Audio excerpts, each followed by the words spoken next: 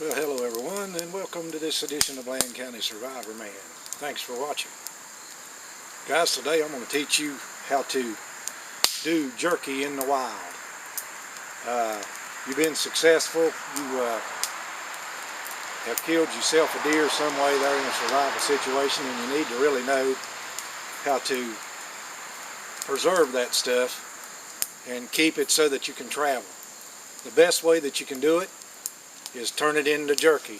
You can see I've got strips of jerky right here on this rack. This is the way the Indians used to do it. That's the only way that I know of to preserve it long time. You can't cook it. I'm not cooking it over this fire right here. I'm drying it out. This stuff is full of protein and is the best source of protein, or one of the best sources of protein that I know of that you can carry in the woods with you. It's nutritious and will definitely get you over the hump. What you got to do here is you build you a low smoky fire, and I always line mine with rocks so that you don't absorb stuff from the ground, odors from the ground. I always make a rock ring. I'll take some pictures of it for you so that you can see it, and that rock ring will get hot, and it will cause that heat to rise up around that deer meat or whatever it is. Now on that other camera shot there, I do have a couple of squirrels that I killed this morning, and guys, it don't make any difference what kind of meat it is. You can turn it into jerky. Squirrel, deer, turkey, bear, fish, whatever you've got. Fish is a little bit tender, and when you use that kind of stuff and do it with fish, it'll be a little bit flaky on you, but still yet you can dry it out and preserve it. Also, somebody asked me a while back about some other types of nutritious protein that you can find in the woods. And of course, every nut-bearing tree that you come across, whether it's acorns, hickory nuts, walnuts, pines that's got little nuts in them, you can definitely get some good nutritious stuff out of that. The protein is excellent. Always make sure that you in these jerky situations, make sure that you dry that stuff completely out, and after you do so, you'll have to keep it dry, because if you don't, if it gets wet, it's going to deteriorate on you. It's going to rot on you. The squirrels there, I've left the heads on them, because I teach in my survival classes to eat every part of the squirrel that you can, and the brains in that squirrel is an excellent food. And I'll show you guys after that stuff gets done what that looks like. So I'm going to let this jerky cure here over this fire. Now, one other thing I want to let you know is the smoke, don't do anything but keep the blowflies off of the meat. That's all the smoke does, and it'll give it a flavor. So here I'm using hickory wood that I've cut down and got this slow burning fire going with it. So that's what I'm doing, and I'll get back with you a little bit later on and show you what this looks like. Well guys, I tell you what, them squirrels is looking pretty good. I took them down from the rack there and laid them down on that rock, because I'm going to eat them that way. I see their heads is nice and cooked, looks like, so boy, them brains is going to be good. Now I want you to see the wind has kind of got up, so I had to create me like a little wind barrier there to keep that heat and smoke directed up towards my jerky. That's what you want to do. You have to prepare. If it rains on you, it's just going to really put a damper on your stuff. So if you can find a good place to hide under to do this, that's really a good suggestion. And make sure, guys, when you see videos and you watch stuff on television and you read books, don't just go that far.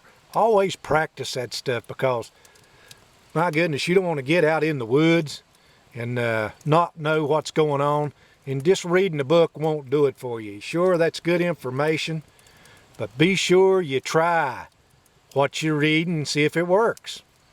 You know, I'm showing you something right here, how the Indians used to do their jerky.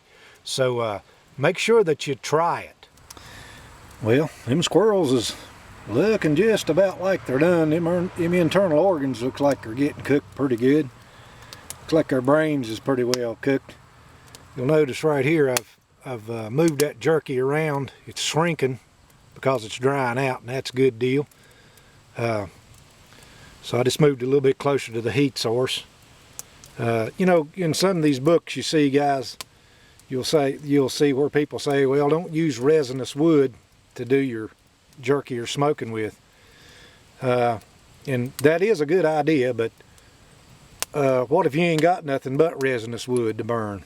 You can't let your jerky go bad, or your deer meat go bad. So use what you got, and that's just the best way to do it.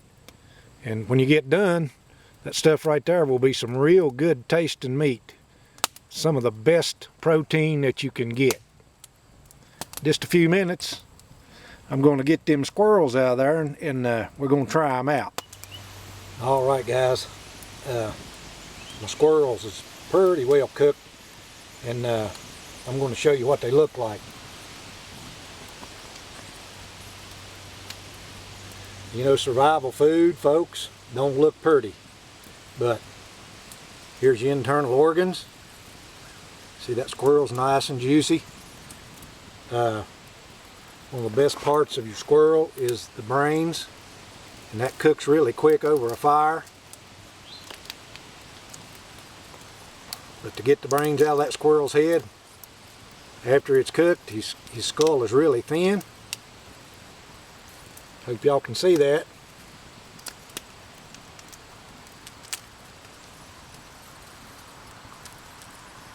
Anyway, you just pick that squirrel's brains right out of its head.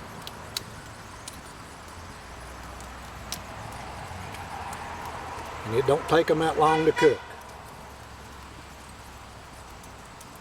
Right there they are. And I tell you what, they are delicious.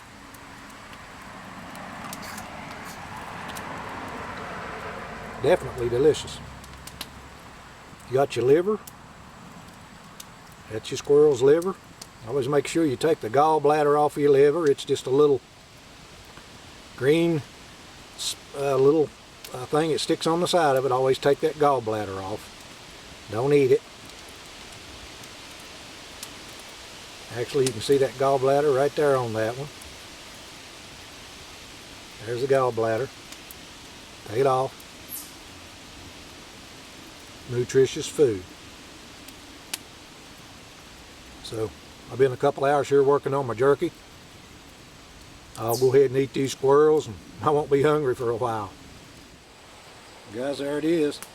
Got my jerky made. I've got this jerky made here in just about, I think about 3.5 hours is what it's taken to making this jerky right here. I did want to let you know